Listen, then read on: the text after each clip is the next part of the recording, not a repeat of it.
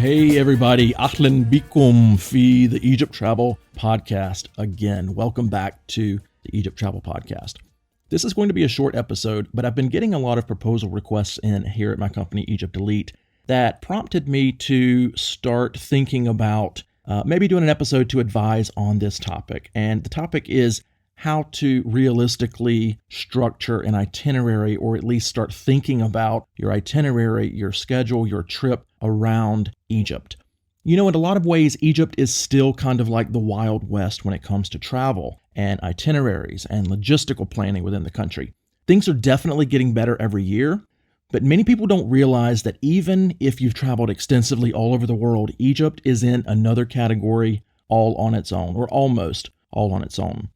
Clients we've had at Egypt Elite who have traveled extensively say that the only other places that compare to Egypt in terms of congestion and chaos and things like that are New Delhi, India, and Beijing, China. Now, I've never been to either one of those, but that's what clients consistently tell me and have told me over the years. And since Cairo continuously sits in the top 5 largest cities in the entire world, sometimes even making the top spot depending on the year and fluid demographic changes, this shouldn't be surprising.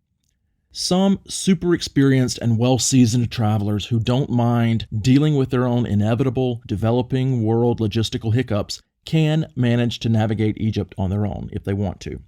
But for anyone who wants a smooth experience where the hiccups are handled before you're even aware there was a hiccup, or for those who just don't want to deal with the hassle of travel logistics in a chaotic place like this, that's where experienced on-the-ground tour operators like us come in. But even if we, as in Egypt Elite, or any other company for that matter, are handling your trip around Egypt for you, I still think it's important to have a realistic grasp on the options for how best to structure visits to and trips around Egypt. Just this past week, and this is one of the things that got me thinking about doing an episode on this, we got a submission on our website's Trip Builder program, where the gentleman said he only had 5 days to spend in country. But then he went on to list about 2 full weeks worth of itinerary elements. Now, while that's an extreme case, but still not uncommon, the most typical mistake people make when envisioning a draft itinerary in Egypt is that they fail to understand some basics about the country's geography, the sites and monuments, and the effects of the different environments and terrains on your energy level and on your body. So let's start there with that last point. For those coming from North America or Australia, or basically anywhere that requires an overnight flight, Egypt is a long-haul destination. So the first thing you have to think about is jet lag when you arrive. Now that can easily be overcome sometimes with just the sheer adrenaline, and in fact most people just get a good night's rest that first night and wake up the next day in Egypt ready to run out the door and explore the pyramids first thing in the morning. That's understandable given how excited you surely are to see Egypt's bucket list sites. But if you're the type of traveler who isn't used to long-haul travel, or if you don't sleep well on planes, or you get drained by long flights and need extra time to rest, it's not a bad idea to schedule your first full day in Egypt as a free day for you just to settle in and relax and get acclimated. Most people don't actually need an acclimation day, but if you arrive super late at night on your arrival day, for example, or even overnight, it might be a good idea to consider scheduling in a free day for yourself right off the bat. Now, since seeing the pyramids is always at the very top of everyone's to-do list in Egypt, that's almost always what they want to plan for their first touring day in the country. I'd say about 98% of visitors start their itineraries off with the most famous Giza pyramids and Sphinx on their first full day in Egypt, with most of those also going south of Giza that same afternoon to see the older pyramids at Saqqara and Dashur, all on that first same day. They're co-located, so that's easy to do. But the important thing to point out here that's relevant to these sites is the distances to and between sites in and around Cairo and Giza, and throughout Egypt for that matter. If you're staying in a downtown hotel, for example, it can take between 45 minutes and an hour to get out to the Giza Plateau, depending on the side of the Nile you're staying on and the traffic you find yourself in that day. There are new roads opening across Giza that will cut down on this travel time, but the point here is that unlike other places where the major sites are co-located within a city, the pyramids and Sphinx are far out on the western edge of Greater Cairo's suburban sprawl at the edge of where the Sahara Desert starts. So don't think you're just going to roll out of bed, jump in the van, and be there to the site in 15 minutes. It takes time to get there and back. It's also about a half an hour more to get down to Saqqara and another half an hour more to get down to Dashur. And that's from the Giza pyramids, which, like I said, 45 minutes to an hour from downtown Cairo, which of course makes your journey back downtown. If you're ending at Dashur and you're going back downtown at the end of the day, that's going to take about an hour to an hour and a half to get back downtown. Also keep in mind that most of the sites in Egypt close at 5 p.m. depending on the season, which means they start to usher people out of the site compounds about 4 or 4:30 p.m. depending on the site. So what all of this means is that you cannot do all of the pyramids way out on the edge of the Sahara Desert and then expect to be able to be back downtown in time to make it inside of any of the other museums or sites or anything like that on the same day. A moderately paced touring day will go from about 9 a.m. until about 4 or 5 p.m. with an hour and a half break or so for a nice leisurely lunch somewhere in the middle of the day, in the middle of that.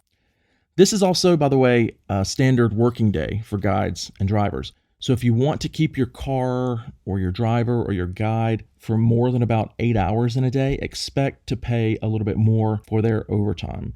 I wouldn't advise this though, because it not only wears them out, but it will wear you out as well if you pack too much in a day and go too late into the evening or start too early and, God forbid, go late into the evening.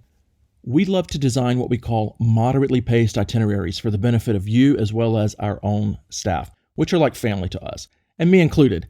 I don't like to be out there for 15 hours a day touring around places, although we certainly don't mind the occasional long day when it's required.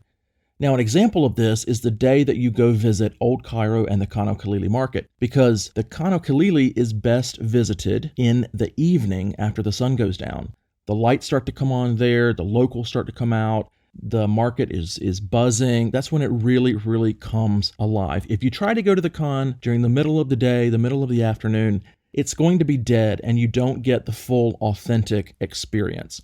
So we like to tack that on to the end of one of your days in Cairo, which will of course make that day a long day because it's an evening activity. But we plan for that and factor that in. So it's certainly okay with our staff because we want you to see the Khan at its best and not just take you there early in the afternoon when it's dead to check it off, which is what many other companies will do so they can wrap up and be home after about 5 or so. But we want to stay with you, especially on that day, so that you can see the Khan at night. It's worth it for that day. Distance between sites and major areas is also an issue in Luxor. Luxor's sites are divided into the Eastern Bank sites and the Western Bank sites, of course with the Nile River being the dividing line in the middle. But while the Eastern Bank sites are fairly close to one another and are pretty much in the middle of the town of Luxor, the Western Bank sites are fairly far away, and they can take about 45 minutes to an hour to get to by car from Luxor, because the thing is you have to drive south of Luxor, about 20-30 minutes south of Luxor, to get to the main bridge that crosses the Nile, and then you have to drive all the way back up to the point across the river where you were, and then you have to keep going past that. You're going northwest on the other side of the river to get to where the tombs and temples were built. But here's the thing about Luxor's sites. Some of the Eastern Bank sites are open late, and they're among the very few in Egypt with evening hours. Both Luxor Temple, which is smack dab in the middle of the town, and Luxor Museum, which is very close by and walkable, are open into the evening. So it's possible, it's not advisable, but it's possible to do all major Luxor sites in one day for those who have a time crunch. But we always advise those who can afford it, time-wise, to split Luxor touring into 2 days and do the Western Bank sites together on one day, which will take up the majority of a full touring day, and then do the Eastern Bank sites leisurely on another day.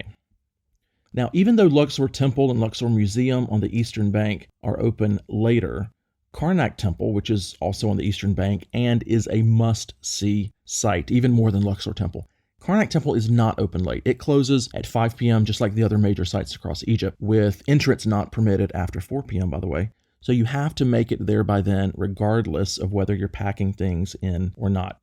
However, if you're splitting Luxor into 2 days, you have no problem at all going at a moderate pace on both sides of the river, not feeling rushed, not having to make the driver drive like a bat out of hell to get you there across the river in time so that you're not missing anything important. And you still have plenty of time to stop for lunch, rest during the middle of the touring day, and just take it easy, which can be very, very important. Touring around Egypt isn't like touring around London or Paris or New York or almost anywhere else. When you visit the pyramids, you're walking over sand, uneven stones, blocks, things like that. And it's the same at the Valley of the Kings. Most of the year in Egypt, it's also hot, by the way. Shocker. With the summer months nearly unbearable for some, including me. And it's also very dry heat, which means that your body is losing water very fast without you even realizing it. It's evaporating without you realizing that you're losing water. And the faster dehydration, even when you're drinking lots of water, combined with the exhaustion from the heat and the walking all over stones and stairs and blocks and sands at these sites, can really, really wear you out. So you may think that you can realistically hit up 5 or 6 sites in one day, but even experienced or fit travelers often find themselves in need of a major rest after about 5 or 6 hours of touring around Egypt's sites.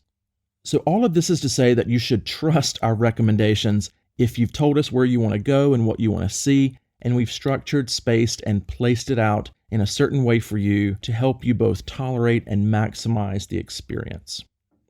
And now, this next part should go without saying to those who've looked at a map of Egypt, but some people still may not realize that the pyramids and the Sphinx are located outside of Cairo in the north of Egypt, and the tombs and temples of the pharaohs are located in the far south of Egypt, which means you have to take about an hour flight, which is, roughly a half day of traveling time when you factor in going to the airport and waiting for the flight and taking the flight and getting picked up and all that, in order to see both of these must-see areas of Egypt, especially on a first trip. Everybody wants to see the pyramids and Sphinx. Everybody wants to see the tombs and temples. Those are not in the same area. They are, I don't know how to convert kilometers to miles in my head. They're about 700 kilometers apart. What's that, about 500 miles maybe? It's a long way. You can't just do a day trip to Luxor. You can't just do it all by staying in Cairo. You have to take an hour flight to get to Luxor. An hour and 15-minute flight to get to Aswan. Aswan, by the way, is about 3 hours south of Luxor. So we usually just drive between those two places. And other places, by the way, such as the Red Sea and Alexandria and Abu Simbel, are also long drives away and not just a quick thing to do. Let's take the Red Sea first. The Red Sea is about a 3-hour drive from Luxor, but that's usually just a one-way journey because people go to the Red Sea and they stay there for a few days. They don't usually go to the Red Sea as a day trip. They stay there and then they fly back to Cairo from there. So that 3-hour drive from Luxor across the Eastern Desert is just a one-way journey. Alexandria is also about a 3-hour journey from Cairo by road, but most people still do Alexandria as a day trip. The good thing about most of Alexandria's sites, though, which are from the Greco-Roman period that we call the Ptolemaic era, they are co-located in the center of the city together. So the driving distance between most of Alexandria's sites is fairly short. But the traffic in the city center, which is the second largest city in Egypt, the traffic can be quite chaotic, especially on Friday and Saturday. So it still takes a full day there to see the major sites in the city center of Alexandria, plus the 3-hour journey back to Cairo that evening if you're doing it as a day trip. Like I said, most people do Alexandria as a day trip, but you can definitely stay over there and take it slower and see even more sites if you have the time. I think Alexandria is a very unique city and a very different city from anywhere else in Egypt. So I personally like spending a day or few there when I have the time to do it when I'm in the country. But if you only have time for a day trip, don't worry, you can see all of the major sites in Alexandria that same day, not have to change hotels because you'll be back in Cairo by dinner, and you just have to deal with the 3-hour road trip up and back to make it happen. Now, like Alexandria, Abu Simbel is also a 3-hour journey by road, but from Aswan. In fact, that's why most people like to go to Aswan to begin with. Don't get me wrong, Aswan is cute and all, but most people go there to see Abu Simbel. They don't go there just to see the little village of Aswan and its couple of sites. They usually go there because it's the launching point for visits to Abu Simbel. And while they're there, they also happen to schedule a day or two to see Aswan's sites, like the Temple of Isis at Philae, the Nubian village. The Nubian village too, but less so these days. It's gotten a little bit more rundown, and I don't really recommend the Nubian village right now. Hopefully they will come back and fix that up, make it nice again. Last couple of times I've been in a Nubian village though over the past 2 years, it has just become a mess. And I don't recommend wasting the 45-minute journey one way by boat to go down there just to see mess and a bunch of camel crap in the street and all this, how the colorful houses covered up with ugly little kiosks where they're trying to sell you crap. And then 45-minute boat journey back to Aswan. What I was trying to say, though, is the Nubian Museum. The Nubian Museum is in Aswan, and that is very nice and a modern museum and very worth seeing if you have some extra time in Aswan. But back to Abu Simbel. So almost everyone does Abu Simbel as a day trip as well. And since you have to be through the last government checkpoint on the way back to Aswan from Abu Simbel by 4 p.m. at the latest, most go to Abu Simbel pretty early in the morning, as in about 7 or 8 a.m.-ish at the latest, so that they can get back before that 4 p.m. cutoff at the checkpoint. In the hotter months, though, people go even earlier so that they can get down there and visit the 2 temples of Ramses II and Nefertari before it gets too hot later in the day. If you look at a map of Egypt and pull up Abu Simbel, you'll see just how far south this site is. It is literally almost down at the Sudanese border in the middle of nowhere, and it sits in one of the hottest inhabited places in all of Egypt. Hence the super early departure times during the summer especially to try to beat the heat.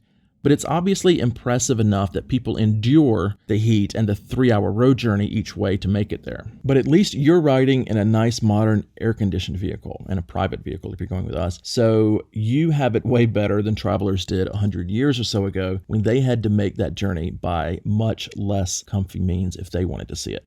Consider yourselves lucky today. You can also, by the way, fly to Abu Simbel, but it's really a personal cost-benefit analysis as to whether it's worth it for you to shell out the $400 or so for just the 45-minute hop between Aswan and Abu Simbel and avoid the 6 hours on the road. Domestic flights in Egypt are not that bad in terms of cost, but for some reason the Abu Simbel flight is really expensive. Round trip, you should expect to pay about $400. And, like I said, you can just do it in a 3-hour journey each way. If you just want to suck up the road trip and save $400, that's totally up to you. I'd say 90% of our clients do Abu Simbel by road. They just do the 3-hour road journey. Some of them elect to fly if they don't want to deal with the road journey. They don't like road trips. They don't like to get up quite as early. You can save about you can get an extra hour or so of sleep by flying, but that's really up to you. It's a personal decision there. It's kind of 50 of one, or what do they say? 6 of one, half dozen of another.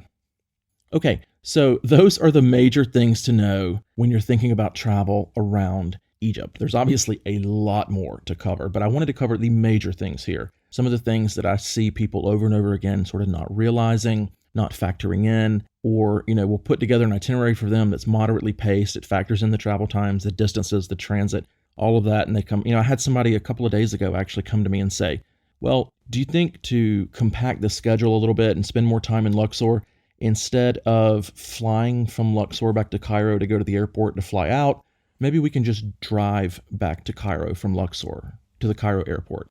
And I'm just like, dude, look at a map. No, you can't drive. I mean, if you want to have a 12-hour airport journey, okay, but actually you can't even legally transit through that area of Egypt to drive, as a foreigner, to drive from Luxor back to Cairo. That's Middle Egypt. You cannot get a permit to drive through there as a foreigner. It's just not, even if you could, it's 12 hours. You're driving 12 hours. It's 500 miles or so, small villages, small roads. No, you can't take a car from Luxor to the Cairo airport to save time or money. That's why we put you on a flight. Anyway, I just wanted to do this episode to sort of cover some of these major things, but there are plenty of other minor things. Don't worry, if you're working with us, we'll take care of them. But the takeaways here are that a site or monument being located in the same general area as another, such as near Cairo, around Luxor, etc., doesn't necessarily mean it's close by.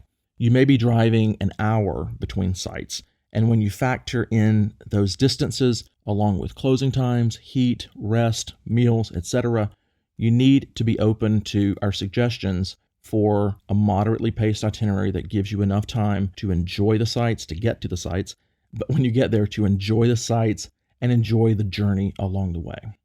Okay, like I said, I wanted to keep this episode short, so I will wrap it up here, and we'll continue the insider advice on more topics related to travel to and around Egypt in later episodes. Ma salama, everyone.